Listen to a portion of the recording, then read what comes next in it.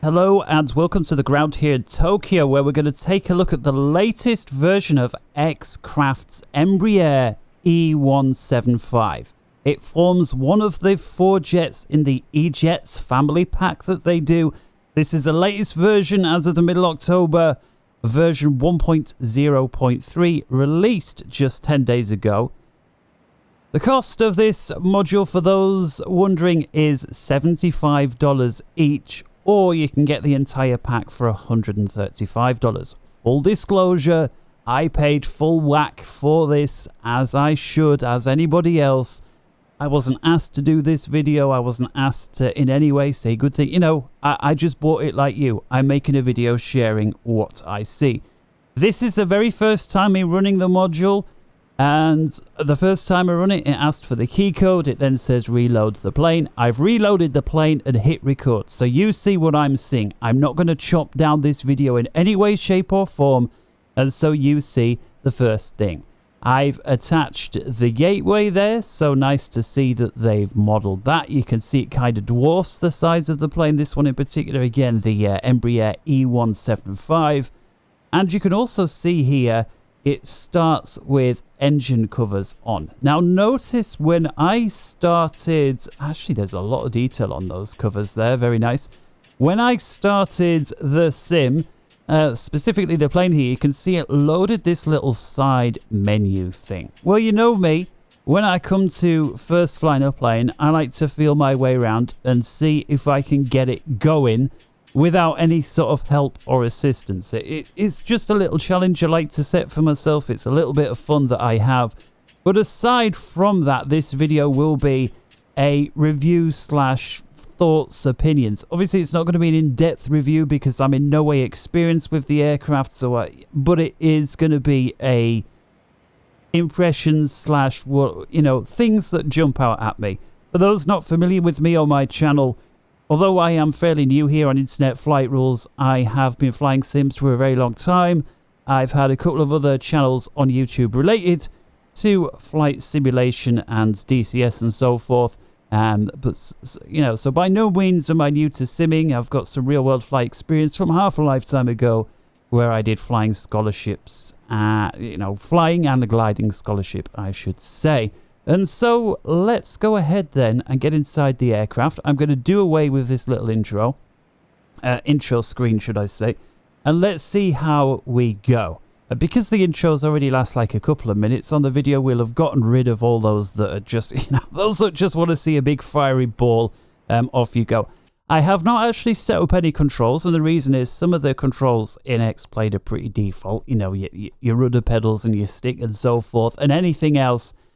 For this video, I'm just going to click. So if I move my joystick, yeah, so the basics are in and animated, which is fantastic. Okay, and so like I say, I'm the first time in this. I'm not exaggerating when I say this.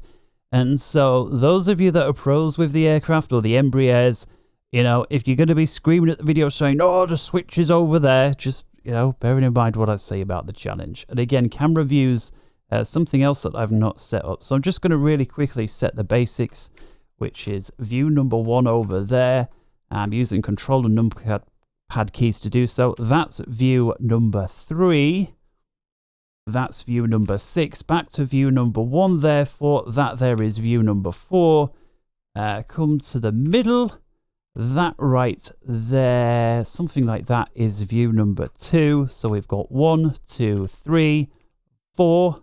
Come back to view number 1, view down here so we can set up the FMCs and the sort of map in one. That there needs to down a little bit so we get the full FMC. That there is view 5. Coming back here, the pedestal, that for me is view 0. And then back to the cockpit, look upstairs. That right there, the front of the upstairs is view 7. Come back a little bit, tilt the head back a little bit, not much further up there, but nonetheless, that's view 8 if I don't set it. I'm going to get confused based on the way I do other aircraft. And then last but not least, the little side tablet here is view 9. If I do have to set up any sort of confidential information on the AV tab, I may pause the video just briefly for that. There we go, view 9. Okay, views set. passenger views are not easy as that. And now you also know how I set the views and the way that I like it. And so if we run through them, literally view 0, view number 1, view 2, view 3, view 4, view 5, view 6, view 7, view 8, view 9, and back to 1. Obviously, if you fly with Track IR or VR, those don't apply, but when you're making videos, generally you'll want them. Okay, so let's go ahead. And so usually I would look upstairs for a battery switch to turn things on. That isn't to say it's up here on this one. In fact, if I shut up, there is no sound I've just noticed in the cockpit. Let's come outside.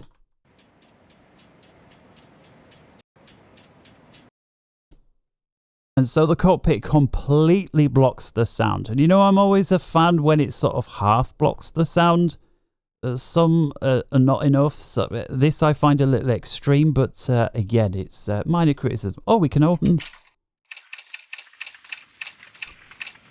the window, and then we do actually get the external sounds. Great. Okay, and also big fan that you can actually open the window. And on this one, you can actually open the window with the tablet attached, which is even better.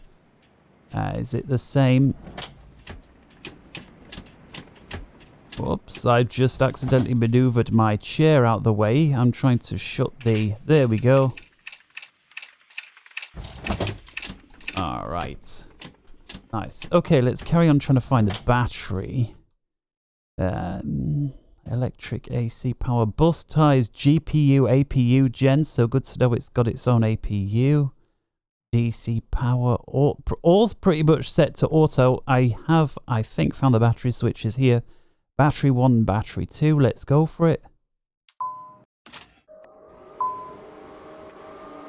Get the second one.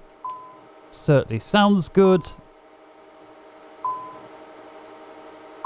MC lights.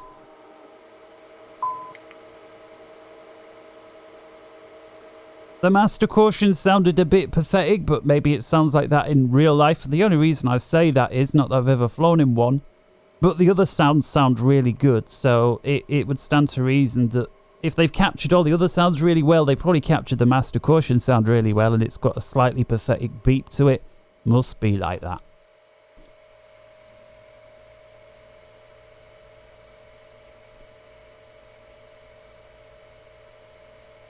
Emergency lights not armed. Let's go ahead. So we've got dome light. Not clear if that works or not just off the battery power. Doesn't appear to be. A lot of these switches seem to be defaulted in the on or auto position, which I find a little odd. Maybe not. Anyway, here we go. Passenger emergency lights. So let's go ahead and arm those. Smoking signs, we definitely heard a ding-dong there.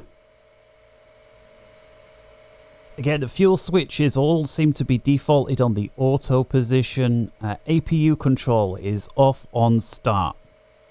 And an emergency stop. I think just because it would be more, let's see what the plane can do, we will use APU. And again, nav lights on by default. I'm not sure if the battery is enough to power the external lights. Seems that the battery is not enough to power the entire aircraft display. For some reason, it seems that the first officer's FMC is the only one that's working, but only one screen on the pilot's side is working. You'd think that would maybe be the other way around, but what do I know? Maybe if the hands are full, this is correct. The pilot would be flying and it's so this guy can do that. I don't know. A bit of guesswork there. Okay, so let's come outside. And looks like the battery can indeed power the nav lights. By the way, those lights look really quite cool. It's one of the better light implementations I've seen on X-Plane. I don't think it's the best, but it's certainly one of the best. We'll have to see what the beacon light looks like. It's very, very good, I have to say. I deliberately picked this aircraft size because I thought, you know, if I really like it, I will go ahead and buy the pack. If I don't, and I find it sucks a bit, I thought I want to pick a size that is least like the others that I've got. And I thought a smaller aircraft size that's sort of Airbus A319-ish in size is one that I don't have, and well, I do now. Anyway, answered the question there. Yeah, battery does power the nav lights. Okay, let's see if we can go... oh, actually, just before I do, I just want to check that we do have some fuel in the aircraft. This is a very nice overlay. Engine covers on by default, as we saw. Let's get rid of those. We'll leave all the doors for now, as well as ground power. Weight and balance. I'm not going to put my SimBrief ID in public, although I don't think it's actually that secret per se, but even so. Payload and fuel weight. Request manual load sheet. So I assume this loads off your SimBrief, but you can put something in manually. I just have no idea. Payload or 0 fuel weight. I just have... I'll tell you what, let's go payload, because I have no idea what would be typical for this aircraft, so let's just play it safe. Go with 5,000. I'm not sure if that's kilos or pounds. But it says there pounds, I assume. So 5,000 pounds and fuel weight. Let's go for 5,000 as well. And hopefully that should, you know, be well within the limits of this aircraft. There we go. And okay, nice breakdown of how the 5,000 pounds has been worked out. 5 in cabin A, 8 in B, 3 in C, and 6 people in cabin D, plus a bit of cargo. So it doesn't appear that you can necessarily break down between passengers and cargo. It's just the overall, which again, for brevity's sake, is great. And there we see fuel 5,000. Can we load plane without opening all the doors is the next question. Let's see. Yes, and it's a very sudden jolt. Okay, I'm a fan that you don't have to do all the rigmarole with opening the doors. I mean, it's just an excessive annoyance. I'm not the fan of the sudden jerk. I think even if you just spread it across 10 seconds like the Zebo does, it makes it for a much smoother, you know, experience, basically. I just think it's a very small quality control issue that can be very easily fixed. And so now that we know we've got fuel...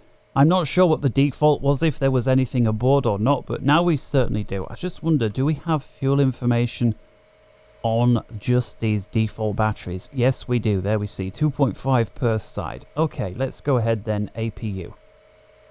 On position. Do we have to wait for any door or valve to open? Well, we'll give it another couple of seconds. I'm not seeing anything per se. System status. Guess we'll just leave it on the system page. Okay, let's go for the start. I'm not sure if we did have to wait for a door, but in any case, it's done now. Let's go. Holding into the start. 3, 2. Letting go. I can already tell you I hear a bit of something. Let's come outside.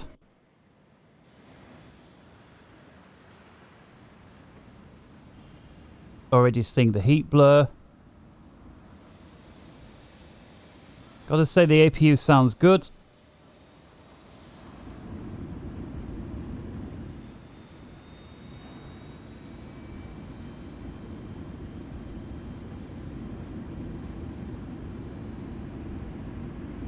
By the way, the rudder is slightly twitchy. There are my rudder pedals. They, you know, they worked perfectly for about 5 years. In the last year or two, there's just a slight twitch in the middle.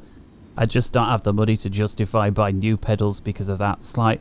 I'm surprised that the flight controls already work. I mean, maybe all the switches are in by default in such a way, but actually looks like the whole inside has clicked on. So again, a lot of these seems to be in the auto positions. And so maybe that's right. As soon as... And again, that I hadn't flown this before. This is the way the switches are. Now, if I set them all off and then quit and load on another day, will they be in the same off position or will they be back to the default auto?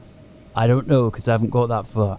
Alright, smoking signs are on. Seatbelt signs are off. In fact, we can put the seatbelt signs on because we have now loaded the aircraft. Nav lights are on, we know that. We'll go ahead, put the logo on. We've got the taxi, I guess this would be like your runway turn-off lights. Inspection light, which is, I guess, is your wing light. Beacon. Strobe, so relatively straightforward there. I like that they break down between the sort of taxi lights here. Your strobe-ish sort of ones and your landing lights in 3 distinct. That's cool. Again, that's an aircraft thing. Again, everything here is automatic, so this kind of explains it. For some reason, electric pump A is off. Electric pump B is automatic. I guess that is the standard setup, and then if there's something that goes wrong with pump B, you've got a manual switch for pump A. Cabin pressurization, stop, down, up. And I assume that's only if you're in manual, so you've got automatic, we'll leave it there. And on the last one, we've got window, shield heating, ice protection, and again, a lot of automatic stuff here. A test switch, let's give it a whirl. Oh, you can't. Test switch. In fact, some of these are not no, they're not. These are not modelled, which is interesting, although these buttons are. And so, unsure exactly what's up there. Aircraft conditioning, pneumatics, cockpit. I guess you've got your temperatures here. Same for your passengers. We'll turn it down to the 11 o'clock. Your recircs, your packs. So let's turn APU bleed on. And pack 1. And great, we hear it as well, so that's working nice and well. Recircs. Crossbleed. And your pack 2s. There's a little indicator there where the ground air supply is, so I guess you can plug this one into the ground, I guess. Or at least it's indicated there. Perhaps we could try that onto another day. The lights, I think, look pretty okay for now. I think we can do with this. It is lifetime level weather here in Tokyo, and it is shortly after sunrise, if we just head over here. And so looks like a very nice morning here. One in Tokyo will be the 14th of October. I'm still late on the evening of the 13th. You see there, 21:30 Zulu. We are still operating British summertime, only just, so it's actually 10:30 for me, not 9:30, but we will sync up with Zulu time in the next week or so. Okay, let's go then. So APU was very easy. Let's have a look at the nav system. Now, apparently there were two different nav systems. There was the you can use the FMC that is made by X-Plane, which I don't think is very good. And the other option is, and it seems to be on by default, the FMC that comes with the Embraer pack, the eJets family. And that's this one. I've forgotten the exact name, what they give it. I think it might have been Textron or something like that, but don't quote me on it. Either way, it makes it clear on the Embraer page that it is not actually the FMC that comes with the aircraft, or the functionality differs. I can't quite remember exactly how they worded it. But either way, we'll see. Now, I've not done a flight plan for this one because, you know, when I'm just trying to mess around, I'm just trying to mess around. So let's see, first of all, oh, great. Okay, so the Avitab just seems to be a straight-on interaction with Avitab from, you know, that you've got installed anyway. So if we take a look on the map page, let's just show our location. Airports, my aircraft. And so, again, I'm unfamiliar with the Japanese airports almost entirely. RJTT. Roger, Juliet, Tango, Tango. So let's just try RJTT on the airports page. RJTT. And we'll see if we can put something basic into this system. But there's a lot of pages on the airport page. So there's the old 10.9 page, and RJTT it is, which appears to be, as we say, Tokyo, Japan International. I'm going to spare myself the embarrassment or the ridicule of trying to pronounce some of these. So RJTT, just about get away with pronouncing that. So radio comms, we're going to leave this for this one. Oh, let's have a look here. Transponder, how many have we got? We've got 296 subscribers to the channel so far, Internet Flight Rules. Now, you know, we can't use 8s or 9s, and so the highest I could use, if we clear that out, is 277. So once we get over 300 subscribers, I'll be able to switch that frequency round. So I'm always going to round it down if I can't get my number. Gives me a bit of impetus to try and encouragement to make a few more videos. So there we go. So let's just try again. I'm not going to go through this ad nauseam. Yes, we've got an up-to-date IRAC cycle. I haven't updated it since installing the plane. I did update my IRAC cycle about a week ago or whatever it was. And so this clearly is pulling in your Navigraph ACARS data from the X-Plane folder rather than separately having to update it, which is great because I already have to update it about 8 or 9 different times for all my modules. I don't understand why they can't all use the same database, but it is what it is. Okay, so let's come over to the route page. I guess Origin. Okay, look at that. It's auto filled in RJTT. Where does it get that from? Is it an X-Plane cheat, or in real life does the aircraft have GPS and fill it in that way? I couldn't tell you, but either way, RJTT has been filled in. So I'm just going to come over to the maps page and we'll just pick another airfield. I'm wondering if the frames are just down to 37 because of the sheer density of the area. I do have my settings maxed out, or if it's because the aircraft is quite heavy on the frames. I do have auto ortho scenery, but I don't think I have it enabled for the Far East. I don't think. We'll be able to confirm that once we get in the sky. I'll tell you what, this airfield here doesn't appear too far away. It's on a little island. I'm not sure if it's perhaps too short. RJTO, let's just have a little look. Search RJTO, see what we got here.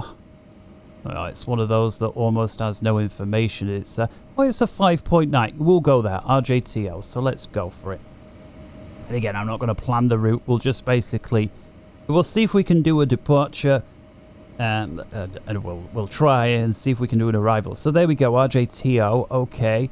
And flight ID. And again, so internet flight rules. And this time I will be able to put the subscriber number down to 96. So all the subscribers to the channel, you make up one of those numbers. Activate. Okay, departure then. I guess there we can put a runway in. I just got the impression winds are relatively calm because, the aircraft isn't rocking around. So based on that, I'm just going to go off 3-4 left. Let's just have a look actually for RTT. We'll get rid of RJ off so it don't confuse me. Let's just see for the departures here if there is something nice and straightforward. Okay, so this one here, so it does look like indeed we can use 3-4 left, and then there's a right-hander, and then it's probably not the most suitable for what we want, but at least it answers the question we could use the runway. So Belka's probably a bit too far off. Let's try the Gursu. Is this any better? No. Oh no, this one takes us almost to where we want to go, and then swings all the way again into not where we want. What about the Laxis 3? This one seems almost perfect. Not quite, but almost. And again, it is suitable for our runway, it seems. So let's go for that one. And again, the Laxas 3. The Laxas 3. And that originates from 3-4 left. So runway 3-4 left. And it seems that you can't actually put that in. Can you put it in over there? No. Okay, so at least it doesn't have that option on the front page. What about the departures then? Runway, do we select it? Yes, we do. Okay, so here we go. 3-4 left. And then we've got the departures here, including the Laxas 3. So that's very nice and straightforward. Apply. Boom. So Laxas 3 to Laxas, which makes sense. Then there's a disco. That's because we haven't put our arrival in. So I'm going to activate that. And then, oh, look at this. Very helpfully, we can change the arrival as well on the same page. And come over to RJTT. I do wish on the X-Plane version of AvidTab you could grab the weather. Now, there may be an update, and maybe you can, and I've just been too lazy to check. So I take that back, but I'm a big fan of the recent update in Navigraph generally, and the add-on for for Flight Sim 2020. So I'm just going to pick a runway. Let's have a look actually at our approach options. Localizer is only available for runway 3, so let's go ahead with runway 3. Seems to be the first thing they want to know anyway. So runway 3, localizer 3. Seems that there's only one OSC transition, so that is going to be this particular VOR beacon here. And do we have any arrivals for this spot? No stars, so there's no point even filling in. So I'm going to apply that, and there is still a discontinuity, and that's simply because our departure and our beacon there are basically going to be greater than 90 degrees apart. I assume that's sort of the rule of thumb. And so our arrival beacons here and our departure, I think, takes us like this way. So we're basically at 180 degrees or thereabouts off. And so let's just rig it up. Invalid. Yeah, I don't really care about the airway. I'm trying to up select it. Or is that not how you do it?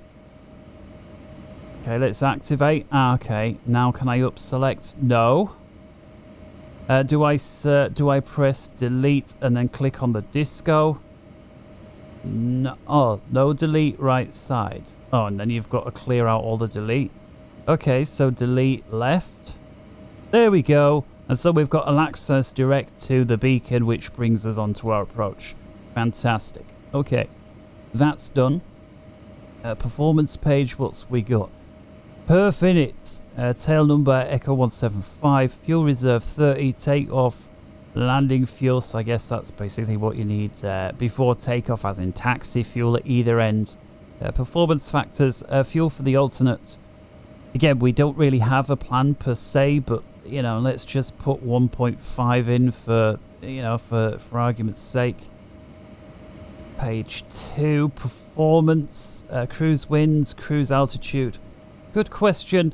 For no other reason than let's just play by the rules on this one particular time. Up to flight level 170 or greater. Well, it will just be 170. We're not going to go any higher on this first test flight. Let's put in the full 17. Cruise winds up there. I have no idea, but I'll tell you what I'm going to do. And I realize you can't see this. I'm just going to have a little look on my tablet. And again, it'll just be a good excuse to test. Does this thing, you know, can you fill it in, and does it have an impact? And so, you know, and if I don't fill it in and the thing's way off, you know, everybody's going to have their excuse, aren't they? So we know where we are, Tokyo. And so I'm going to zoom in on the Tokyo area, and I'm going to set the wind elevation to more or less what we're doing at cruise. There's a choice between 14,000 and 18. I'm going to go for 14,000, reason being that the average winds, you know, we're going to be spending a little more, you know, we're going to be spending on average less, I think, than 17,000. I realize rounded up is 18. And the winds are 290 at 20 knots. And just in case there are some saying, well, you should have rounded it up to 18, the winds are 37 at 270. So actually quite a difference. I'll tell you what, I'm going to split the difference. We're going to go for 30 knots. Or they want the heading first. Okay, so we'll go 275, split the difference on the heading, and we'll just put 30 knots. There we go. Imagine after all that didn't work. ISO deviation. I'll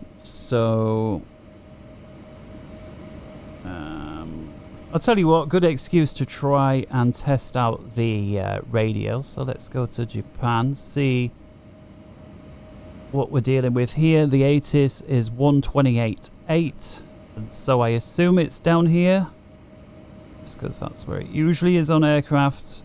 Turns out, oh no, it's actually on the FMC, this one.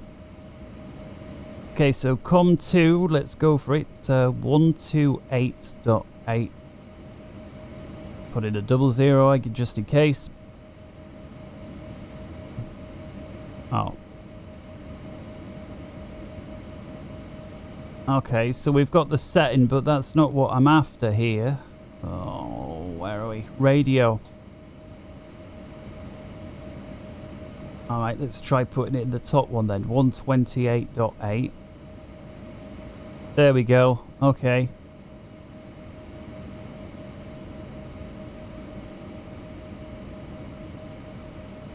Active 128.8. Okay. So weird. You type in the top one to change the frequency. Usually that would be where you swap. Or rather you'd type the frequency in the bottom one and then you'd press to swap. It must be different on this aircraft. You know, I'm not saying it's wrong, just it's different. So 128.8, so we've got it dialed in. We don't hear anything by default, and I assume that's because we need to turn these on. Foxtrot. Hey, he's not as stupid as he looks. Tokyo Haneda International. Information. Foxtrot. 2140. Zulu Special. Arriving runways 34 left, 34 right. Which we happen to be departing on by pure coincidence, I think. Wind, light and variable. Visibility more than 10 miles. Sky clear. Temperature 13. 2.6 QNA. Alright, temperature 13, so only -1 off the ISO deviations. So let's see if we can put that in, -1. We can. Oh, and I should have really listened for the pressure, so let's grab that. 2140 Zulu Special. Arriving runways 34 left, 34 Oh, we right. coming off 34. Runways 34 right, 0 Yep, 5. 34 Wind, left. Light and variable. Just grab the Visibility more than QNH. 10 miles. Sky clear. Temperature 13. 2.6 QNH 1013. Advice on initial contact you have. Information.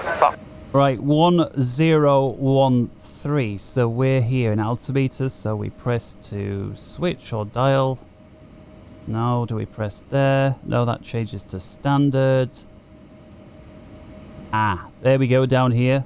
10. Oh, I've forgotten all the excitement. Was it 1015? I'll tell you what. More than 10 miles. Sky clear. Temperature 13. 2.6 QNH 1013. Advice on initial contact you have. Information. Foxtrot. Okay, 1013 set. Okay, so I think we're basically all good to go. So the APU is up and running. We know it. We're taking bleed for the packs. We're powered. We're not using ground power in any way. The signs are on. We've got fuel. Let's go ahead. Sterile cockpit. I find it interesting that there is a switch for sterile cockpit. I guess it's so nobody can claim that they didn't know, but I don't know that for sure. I just claim and or suggest that maybe. So let's see if the pushback is sort of the default. Oh, I best just check my throttles. Okay, throttles are not. I don't know if it's just that the engines aren't started, and that's why. I'll tell you what. I'll let you see real quick how I do this. So joystick, coming over to the throttle, real quick, left. Oh, I've got it set up for some sort of chopper. So I don't know why throttle 1 and throttle 2 are the wrong way around, but it's easy to sort out. So throttle 2, throttle 1, and okay. I will at some point set up and there we go. They're working now, and they are indeed the right way around. Okay. And let's go for it then. So does the pushback? Yes, it does. Default. So we'll push back by. That's a pushback and a half, isn't it? I'll tell you what, we'll push back to here and then we'll go there and then we can do what we like. Ground to cockpit. Plan acknowledged. Call me through the menu when you are ready. We are ready. Ground to cockpit. Tow is driving up. Okay, so one thing I did before I pressed record is I hit the Shift G just to check that this thing does work, and that's how I started it. It does. So let's do away with the attachment there. Actually, the truck arriving as well. We also see now the engines without the covers on, and a slight rotation in the wind, which is again real nice. Okay, look at that, the tow truck there reflecting on the aircraft. Let's actually have a look what actually goes on with this particular aircraft. Just turn that down a tad while it takes underway. So this thing opens nice and wide. All doors and hatches are closed. Ready to connect. Okay, go ahead.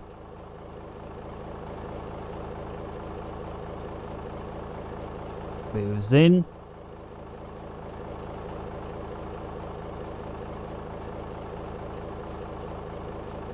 Pushes it right up against the ramp. Closes the grabber.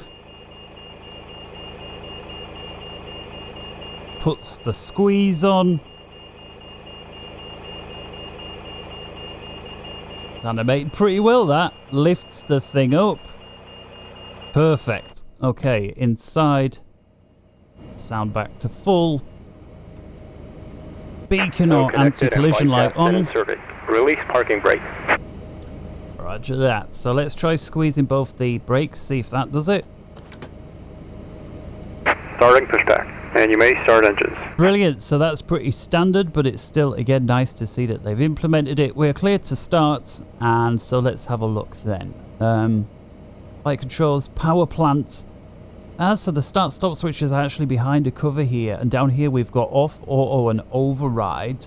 So I'm going to go ahead, open these covers, and just take a look. Everything up here seems kind of, again, automatic. I don't know if the packs are automatic. Well, there's one way to find out. Let's go ahead, start engine 2. Holding it into the start. 3, 2, 1. Let go. And there appears to be absolutely nothing happening there. Okay, let's go ahead then and turn the packs off.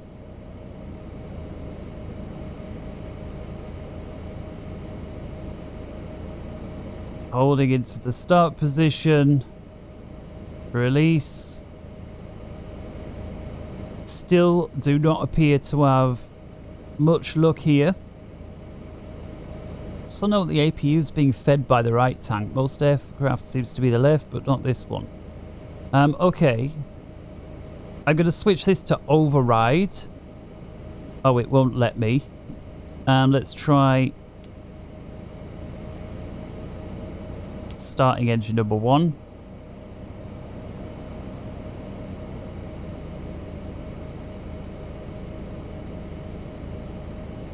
And again, there appears to be absolutely nothing N1, N2. There's nothing there. So I am missing something here. Something not done. Right, so this is the fun of aircraft, and especially see it as the last couple I tried. It was basically basically very, very easy. Hydraulics, auto mode, auto. Oh yeah, those didn't work. Oh, let's try turning the engine bleeds on. Let's try doing it that way. Sometimes you need the bleeds on for it to accept bleed air as well. We're soon going to see if that's the case. Let's try number 2 again.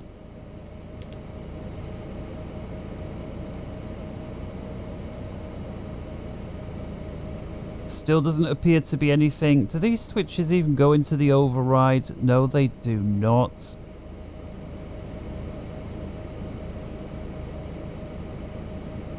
Operation complete. Set parking brake. Okay, I don't know if this is realistic or not, so I'm gonna squeeze the brakes, pull the lever, and let go. Okay, you can't actually do that. You've got to let go. Disconnecting tow. Stand by. Okay, so no start yet on the engines. Let's see if there's anything else obvious here. Auto brake, basic warning inhibitors, autopilot panel, lighting. We got rid of the.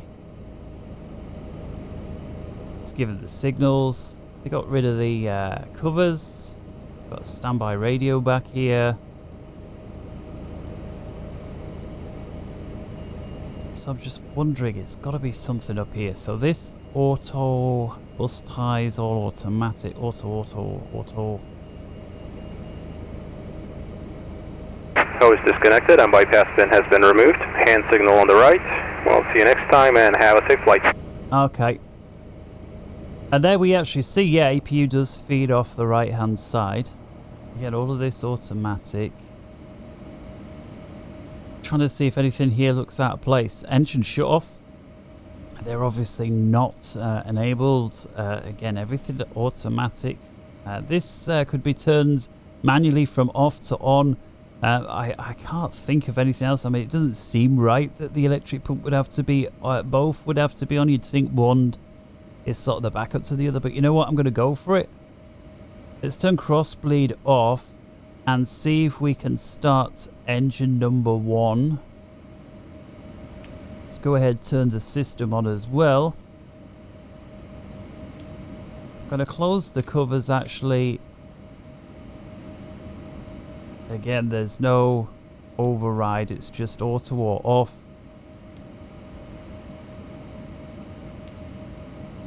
We'll hold the start switch down. I'm going to move the throttle a little bit, see if that causes anything to happen. That's all the way back.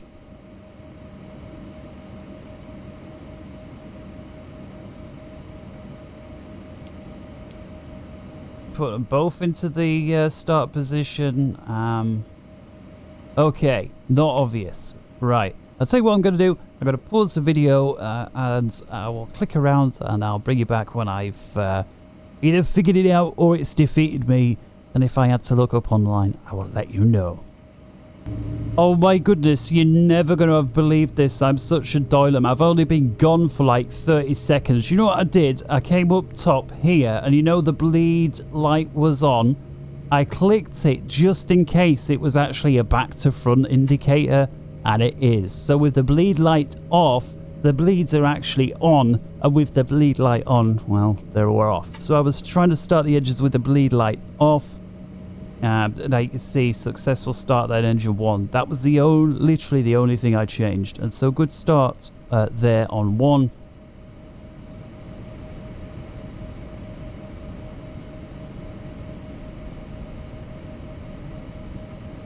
Fuel flow there, 440 pounds per hour, 450. I'm kind of satisfied with that. Let's go ahead and...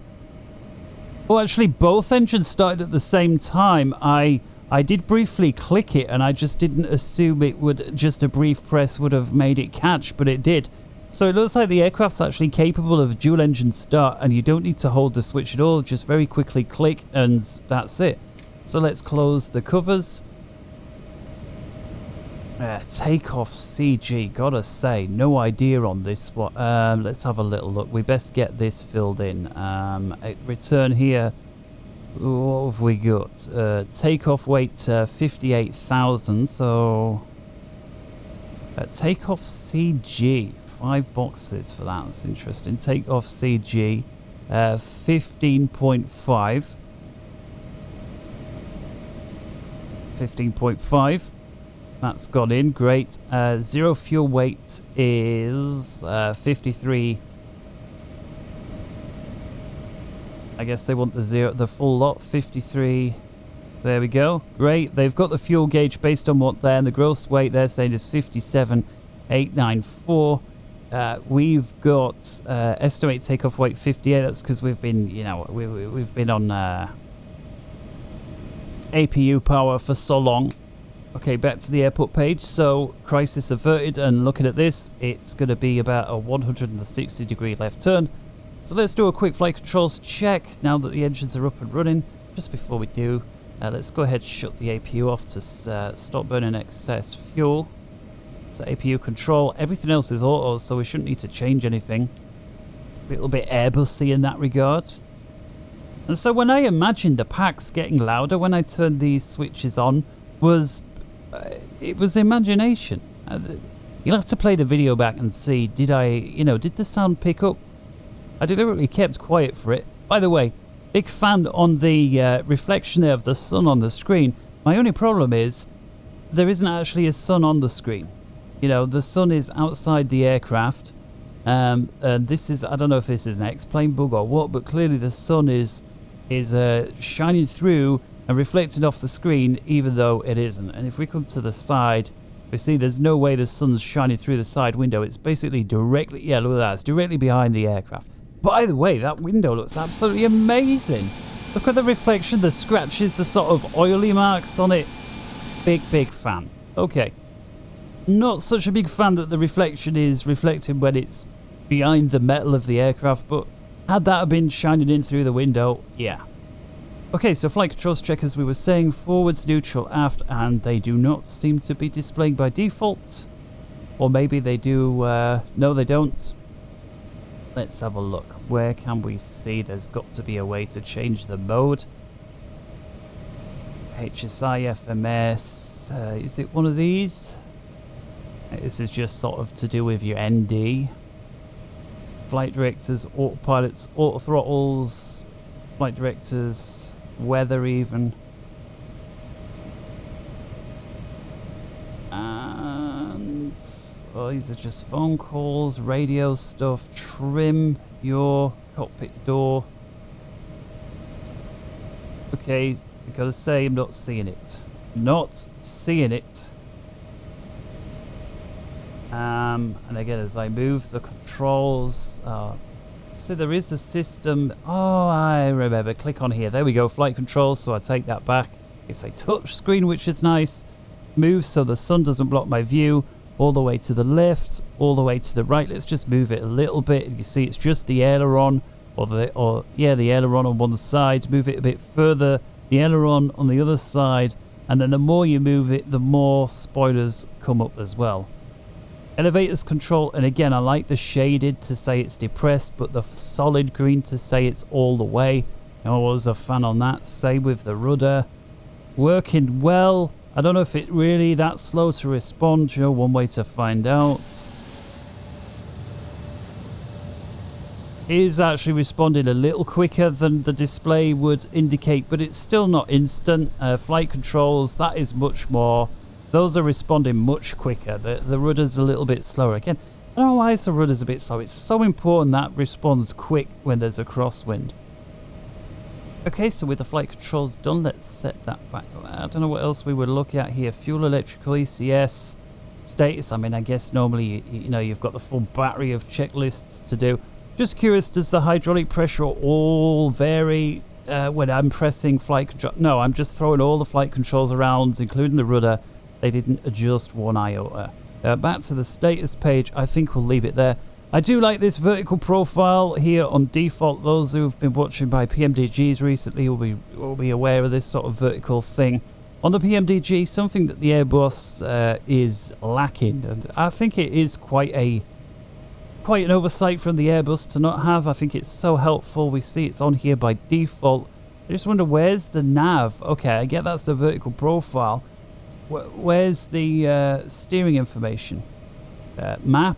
Oh, there we go. Okay, so system's all good. We've checked. We come over to the map page. I like it. Fantastic. Okay, so with that, oh, one more thing just before we taxi. I realized we never did a takeoff performance, so let's go ahead and do it. Airport, I believe, was RJTT. Interesting that this doesn't autofill, but it does on the FMC. I'm going to call it, hit enter, I guess. There we go. So very quick loading. 3-4 left, conditions dry, thrust. You know, so if you've got the takeoff 1, takeoff 2, we're relatively light. So let's just go with, in fact, no, let's see what it can do. Full throttle. Flaps setting 1, 2, or 4. We'll go for flaps 1 because again we're relatively light. Winds were light and variable if you recall from the radio. Temperatures were 13 degrees. And the QNH, I think it was 1013, was it? It was, indeed. Why didn't that type? So even though the thing was there, I guess maybe the mouse wasn't there. Hit enter, then hit compute. Oh, hit enter, then hit... Come on. I have entered takeoff data. What more? Oh, winds. Let's just go 00. You're going to accept that? Yeah, there we go. Now we get access to the compute. And here we go. So V1 118, rotate 28, V2 33. Those are pretty typical speeds. You know, you wouldn't think you were in a small plane that was particularly light with those numbers. I mean, they seem pretty standard for slightly larger aircraft with a larger payload. V2 then 133. Again, I am on the minimum flap setting, so that maybe has something to do with it. Course heading minimums.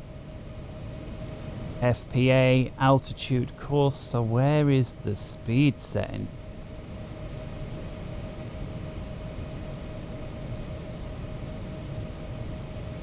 No, it's not. I thought maybe you touch on it, but no, that just makes it full speed. Plan. Oh, that's just to check your plan now. We'll go back to the route. We're not going to go quite that deep. Oh, it must be on here somewhere. So there's the next page. So next page, that will be a climb speed. Okay, so previous, next. Okay, so there's VNav. Nav, we've done. Oh, sorry, the performance, flight plan. Takeoff. Here we go. Here's the V speeds. And so let's have a look. What we got? 18, 28, 33. 118. 128. So we got there, didn't we, eventually? We figured out, you know, the basics behind the aircraft with a little bit of clicking. I'm not saying it was entirely flawless. And then the flat retract speed, I assume, is 173. Boom. So those numbers are in. Flaps 2. I think it was a flaps 1 actually we were going off.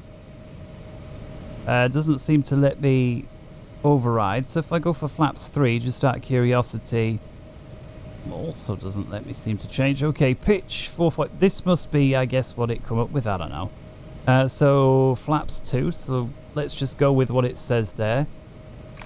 Flaps 1, flaps 2, set pitch 4.5. Where would I find such information?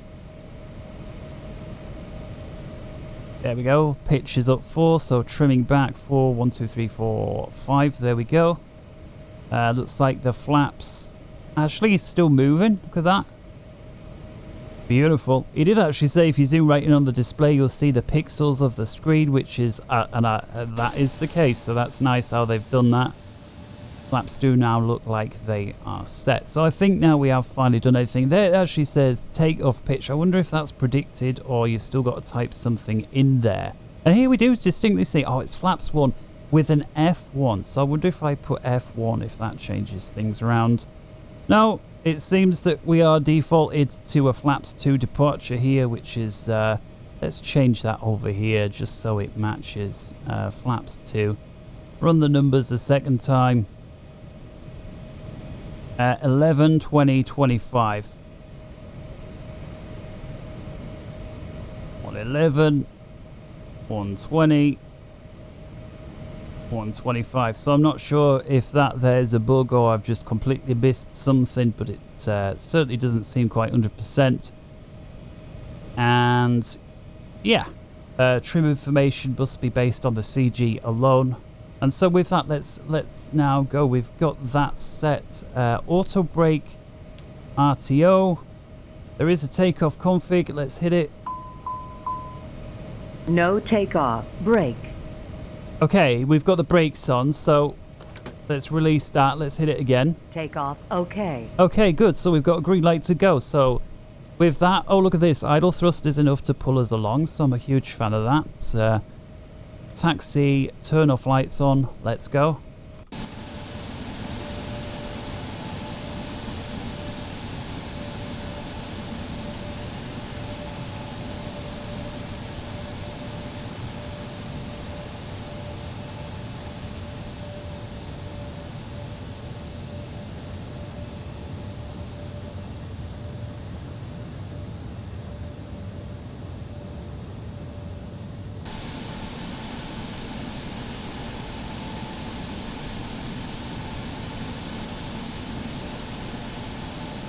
Alright, well, you know, I always like to do my little taxi test, and so for those that were new and unfamiliar, what I do is I literally yank the tiller from side to side as fast as I can, and we see if there's a realistic nose wheel movement or if it's ridiculous.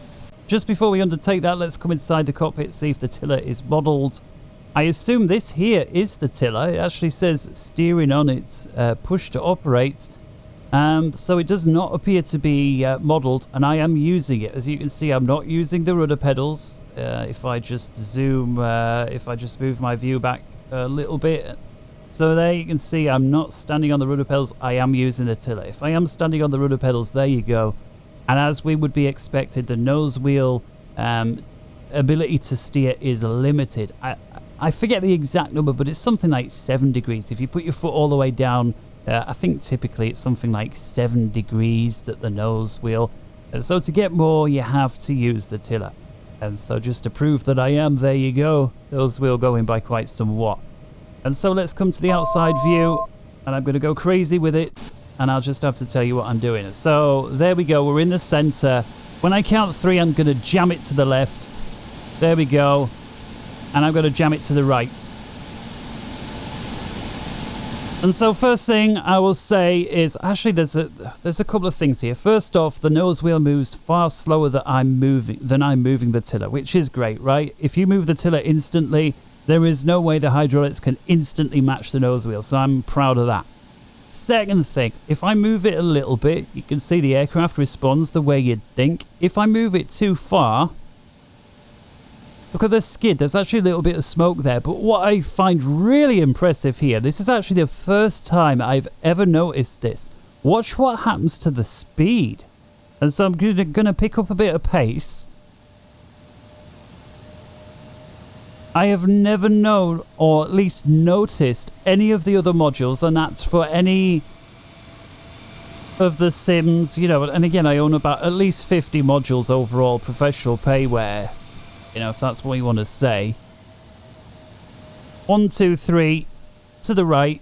There you see the skid there, definitely was smoke, and look at the speed. The aircraft eventually does start turning to the right, but not before losing an awful lot of speed. Do you know, I'm a huge fan of that. 10 points.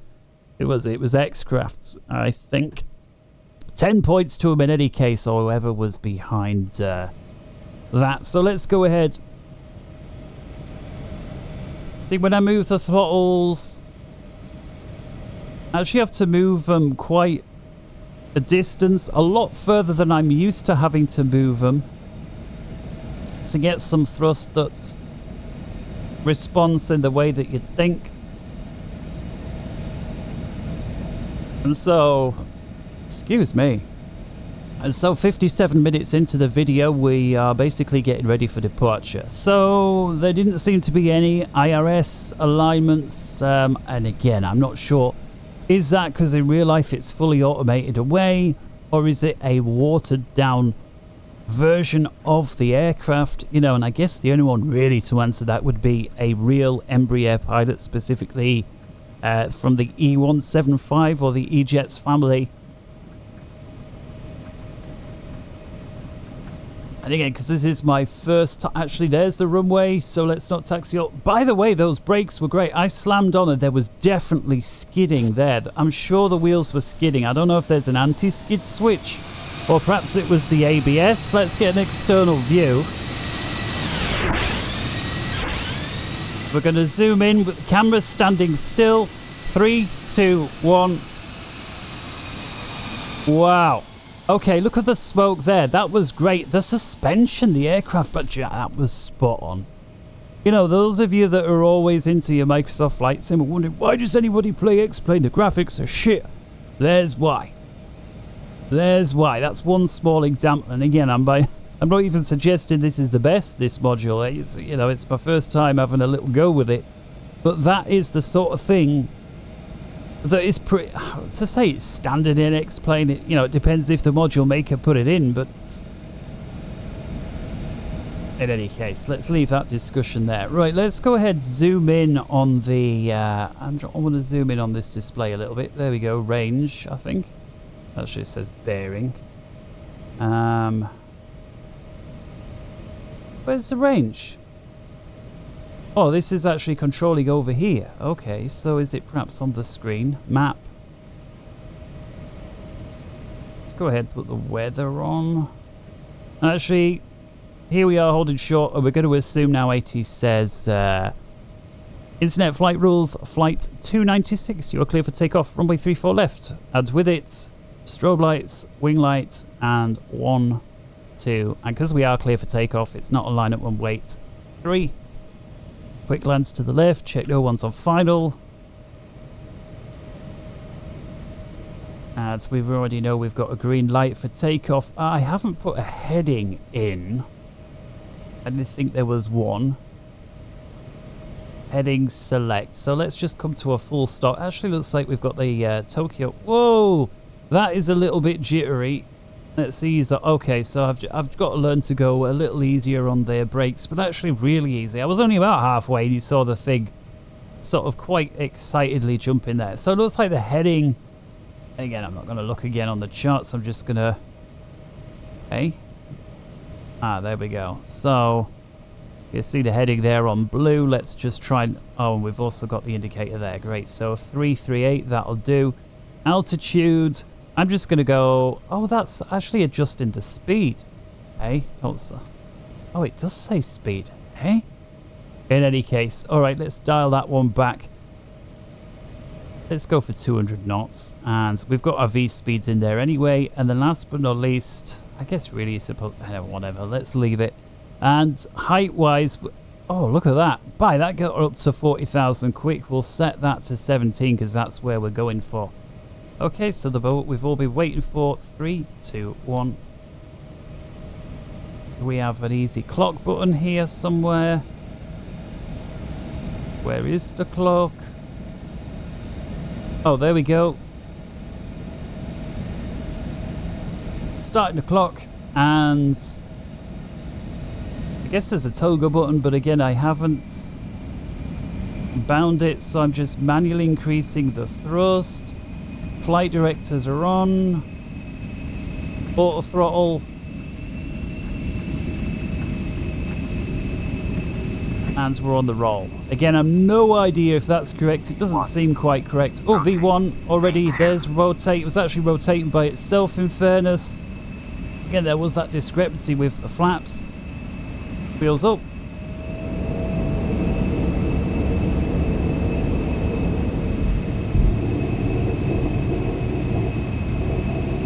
Forward trim. I found the trim was far too aft. It's still far too aft. Remember, we had 4.5. I've now got it 1.6, and it's only just starting to settle. All right, let's get the LNAV on, if we can. Nav mode, I guess. LNAV, there we go, in purple. I guess it's flashing because we are basically flying away from the direction we need. So let's carry on with the turn. Nav and VNAV. And again, I guess the blinking is because it's not obvious where we're going. Let's start retracting the flaps, and I'm going to reduce the thrust a bit. Oh no, it is on auto throttle, so.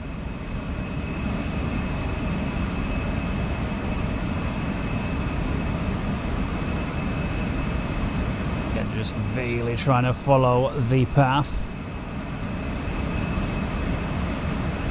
Right, heading. Where are we?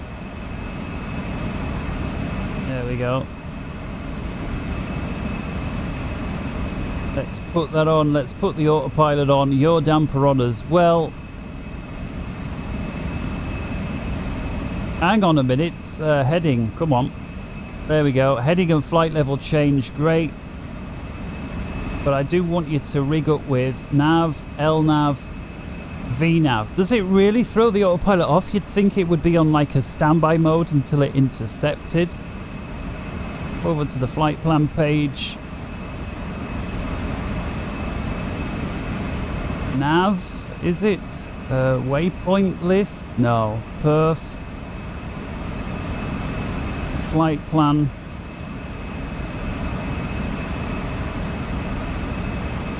It does appear that it maybe is steering. What have we got there? Tango Tango 502. Okay, so maybe it is working. Let's get a little flyby.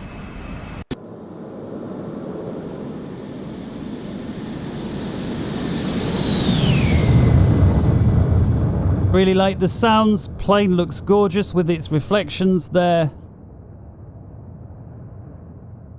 And yeah, it does indeed appear to be the default scenery here for this part of the world, which is as I expected. I had not downloaded additional scenery files for this, you know, for the Far East or the Asia, I think it falls under.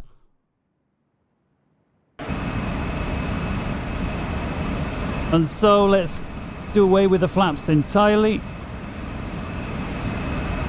And there is 200 knots, so VNAV or not, and there's the right turn, so it definitely is on LNAV, which is good to know. And either there is a 200 knot, which no, there isn't, so for some reason the speed was adhering to 200 knots, is now breaking through 200. And I can only assume is accelerating towards 250. We'll have to see if it breaks through that once we pass 10,000, or indeed if it noses over.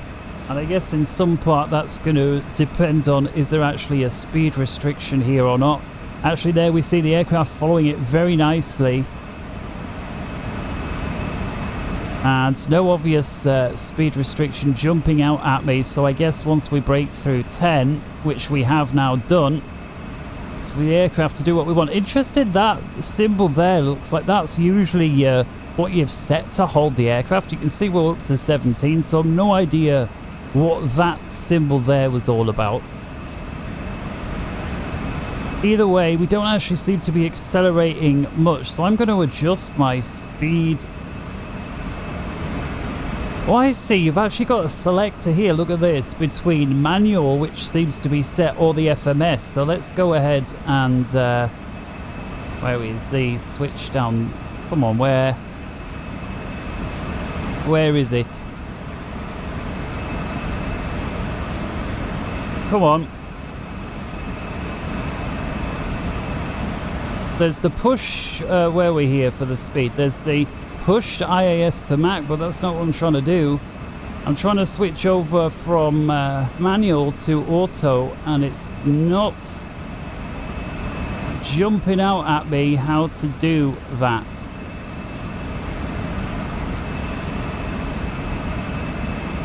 Okay, we'll manual speed it then.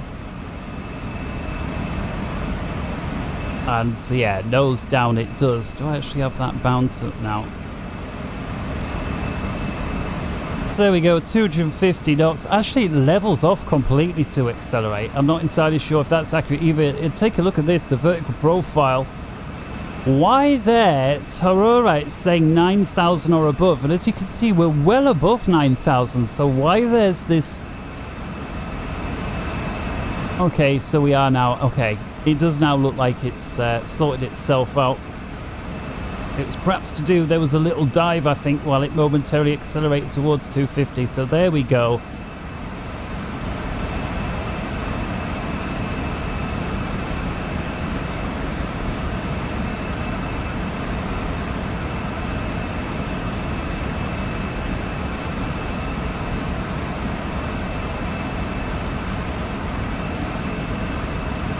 Alright, well, while we continue climb, and seeing as we are now above, there we go, looks like we're about to arrive at 17,000.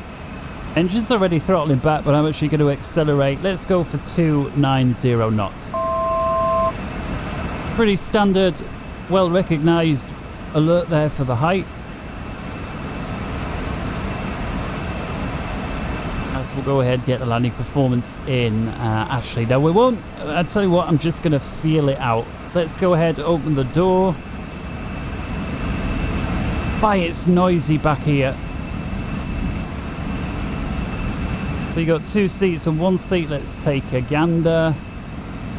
Okay, big fan that they don't restrict you from being able to physically move the camera out the window. There's nothing worse than mod makers that do that. It doesn't add anything to, oh, I'm being realistic by not letting you move the camera out the window. I might not want this. I might want that view for a wing view. And so I do want to move out the camera out the window. And in fact, because I do, there we go. That there is control. Sorry, my numpads are done. The control view number 2. Back here, I guess this is coach. We've got 2 and 2 versus 1 and 2 further up. And it certainly does get noisier behind the engines.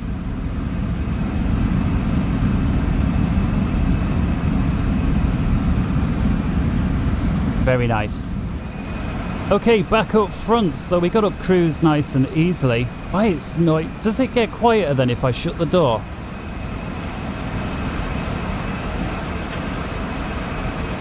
Apparently not. Noisier than I may remember, perhaps because we're doing 290. Alright, well, rather than continue the rest of the the flight plan that takes me a little further. I've lost, I can't believe this, I've just lost where the range was. Minimum default is 200 on the radar. I'm going to leave that there. Where was my range button to zoom out? I know I pressed the bearing and I didn't mean it. Was it on here somehow? Map.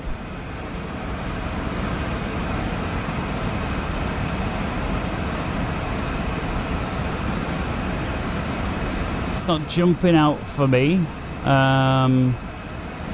Speed. No. I know there's somebody screaming at it, and I'm probably screaming at myself thinking, didn't you just press it? But now I'm beginning to doubt myself. Did I just press it?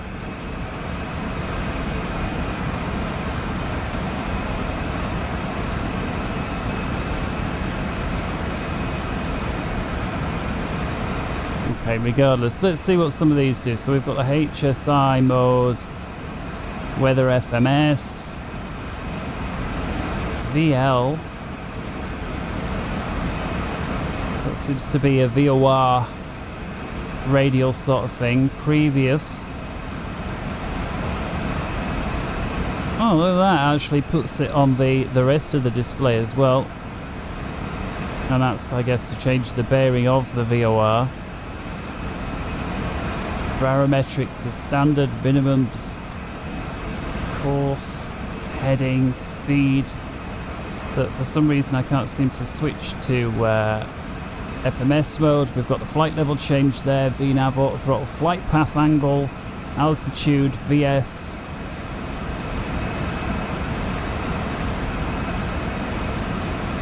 Flight plan.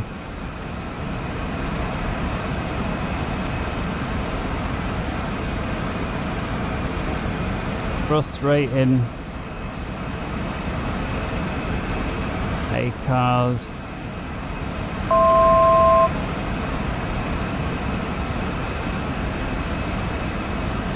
Oh yeah, there we go. So we want to be going to RJTO. Actually, that reckons how much fuel we've got left. I like that fuel calculation. So flight plan.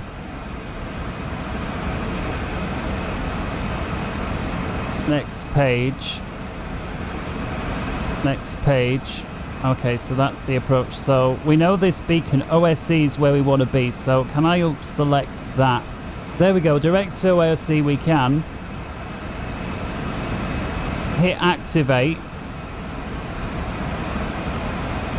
Why has it not begun the turn? LNAV. Well, we have now. Okay.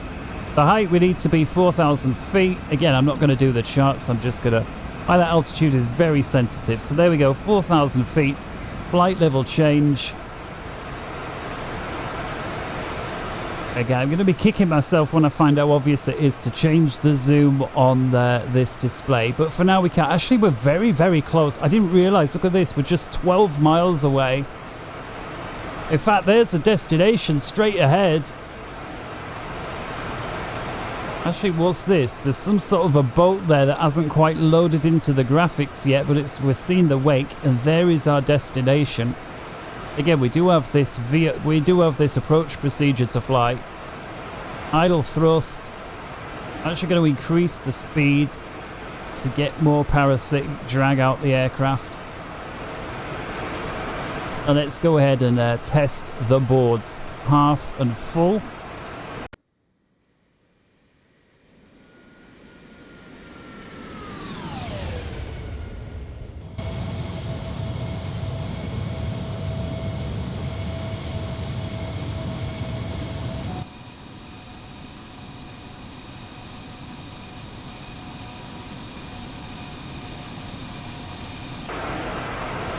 And there we go, 300 knots. So this is basically as fast as you can come down, sort of quite close to the barber pole with the boards out.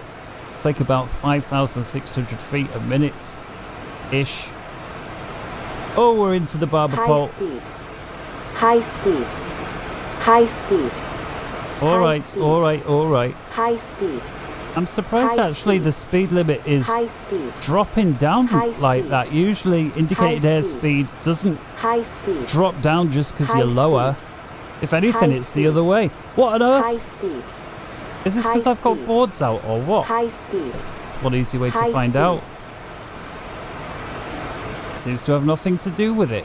No way, is the speed limit like 208? What? Okay, interesting. Anyway, I guess really should be 250 or less anyway, but still.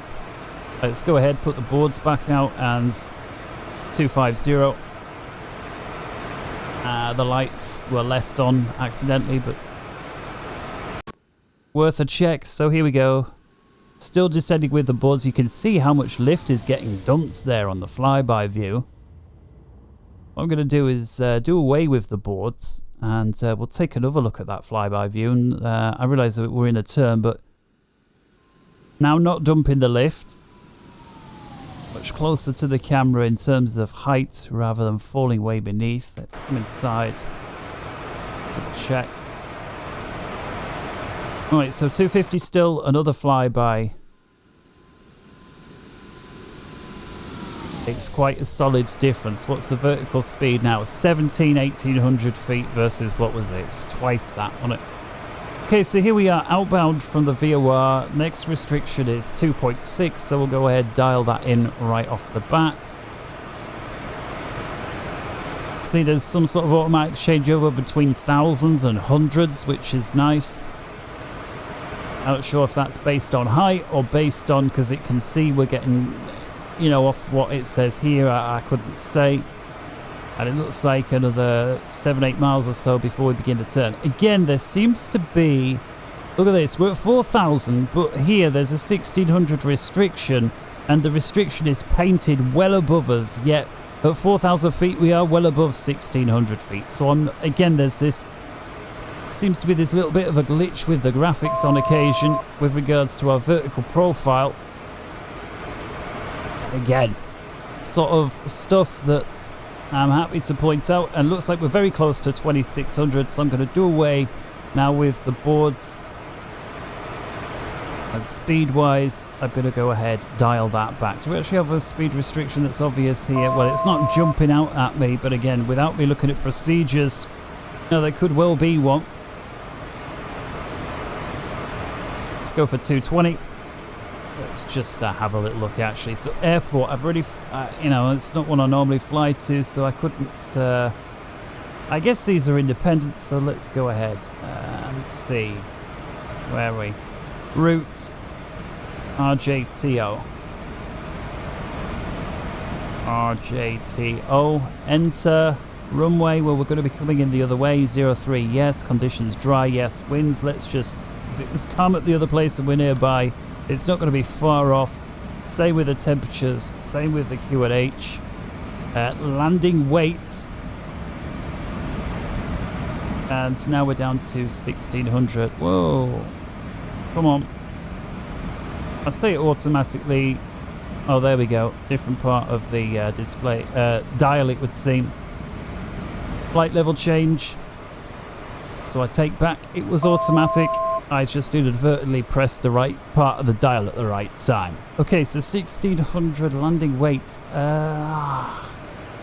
Does it say? Obvious, we've got total fuel on board, but not landing weight. Weight and balance. So let's have a look. Zero fuel weight 53.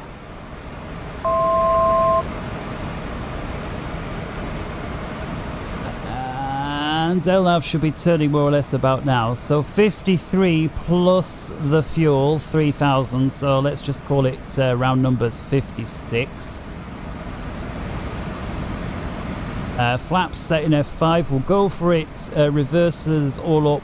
I don't know if I've got the setting bound, but I'll try icing now. Let's run the numbers. Again, why isn't this turn?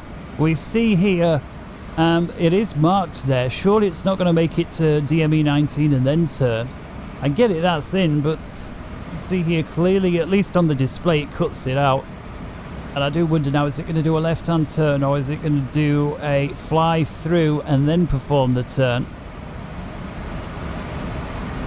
If there's a Boeing or Airbus and the turn's over, and I think it's something like 100 degrees or 90... It's 90 odd degrees. If it's 90 degree turn, it will smooth out the turn.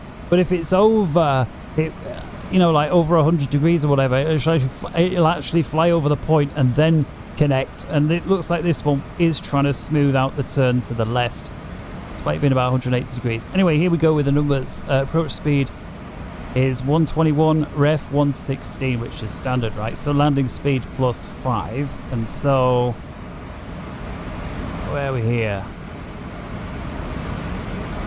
Approach speed.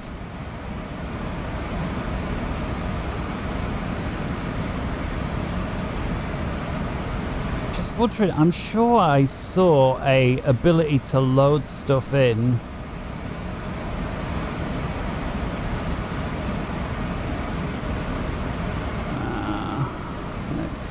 Next. No. Performance, cruise, descent. Right, approach. Hang on. Perf. Oh no. Right. Approach speed.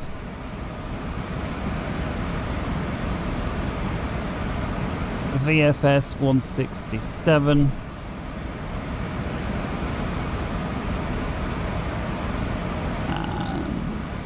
And ref.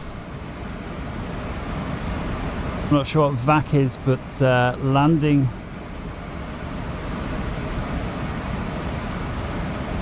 Landing 21 and 16. No idea what these are. VAP. VAC is 138. VFS 167. And VAP. Oh, VAP. Okay. What am I talking about? Ref. Right. Ref was 116. VAP was 121. There we go. Right. That's it.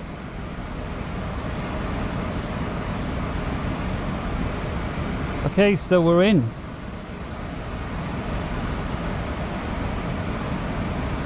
Right, back to nav. No. Route. No.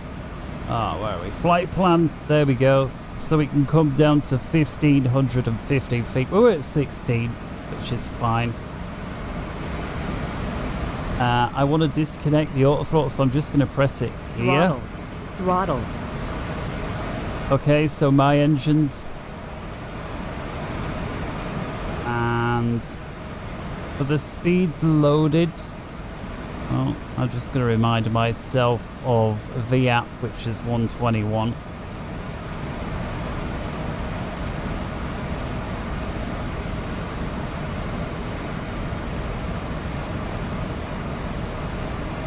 Start reducing the speed, and we're getting very close to final approach now. Let's see, do we arm the boards? Let's arm the brakes. Let's go for medium, just because I'm not sure if my reversers are bound. Speed brakes doesn't, it's not jumping out at me a way to arm them, so what I'm going to do is just manually deploy them. Here's our turn to final via the LNAV. As soon as the turn's complete, I'm going to disconnect and we'll fly it from here. Bit of power now on flaps 1.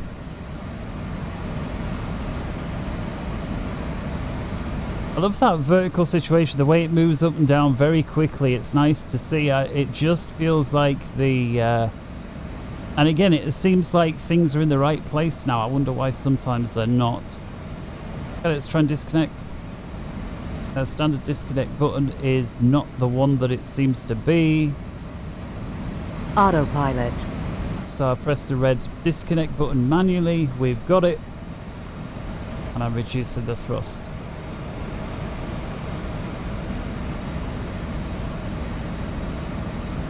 Flaps. And zooming in. A bit more. Can't see the pappies, so we'll just trust our instincts. Oh, they are kind of visible from out here. I think I can see a white and a red. Speed's dropping back. Let's dump the gear. Flaps 3.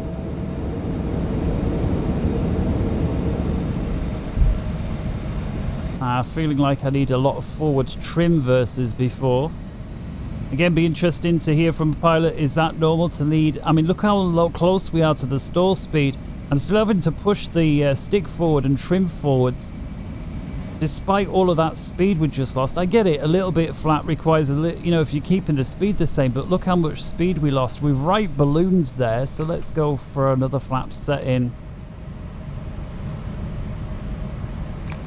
And flaps full. Get V at 121, so we're a little bit too fast, but I'm trying to shed the height first. Trimming back a little bit. No way! Look at where our flight path indicator is. Our flight path indicator is showing that we're climbing, unless that is where it wants us to fly. It could actually be where it's wanting us to fly. So again, I take that back. 1,000. Still trimming back a little. There we go. I feel like I'm trimmed good now. Just a little bit of speed to lose. Still a little bit of height. Aircraft flies really nice, by the way. It's not at all twitchy. It flies not far off a 737, I have to say, the way it feels. Hope nobody gets upset me saying that, but you know, it is what it is. You have to use your trim a lot more than the 737 though for speed and flap changes, I'll tell you that. Approaching minimums. Copy that, speed's good. Minimum 200. Continue. Minimum. 2 whites, 2 reds. 100. 50. 40. Just let the speed 30, drop off now. 20. 10. There's the flare. Nice. There's the touch. Reversers do deploy nice and easily. They're in the green. And so just the standard reverse works great.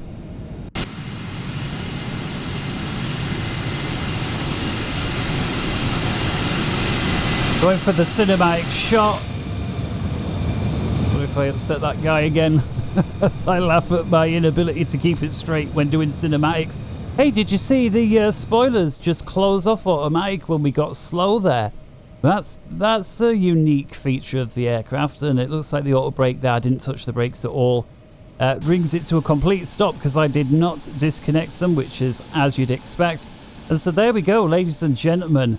The Embraer E175 by XCrafts, part of the eJet family, my first flight, and I have to say, overall, is it the best module I own? No. Is it the worst module I own?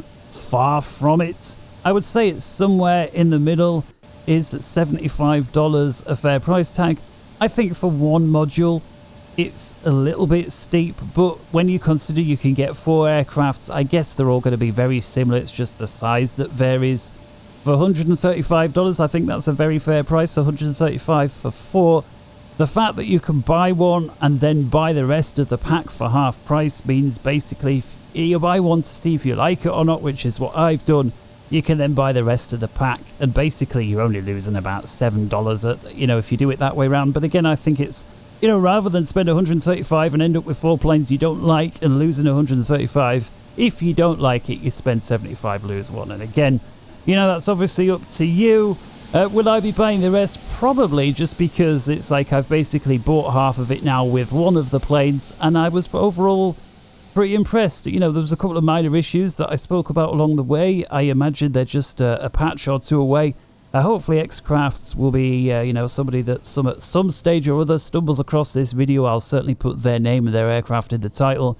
And so until next time from me here on the Internet Flight Rules channel, somewhere deep inside the Japanese islands, take care. Bye-bye.